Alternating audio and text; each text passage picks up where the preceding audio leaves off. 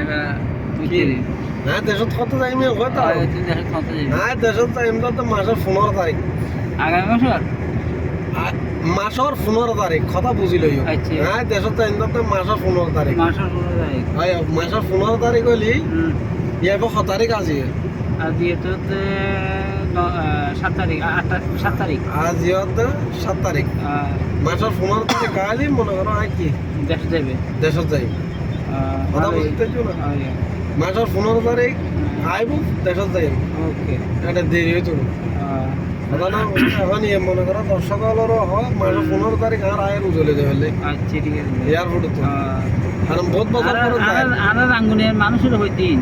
ভাই ওই আর রাঙ্গুনের মাইছিল এই নারা রাঙ্গুনের মানুষের হইতিন আর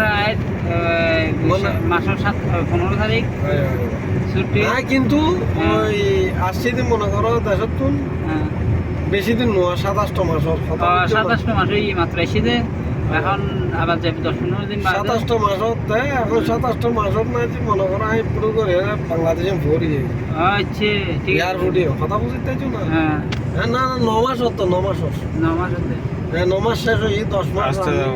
2 মাসে আসতে দাও 10 মাস যেতে রানিং হইনি ওকে তাহলে বাংলাদেশে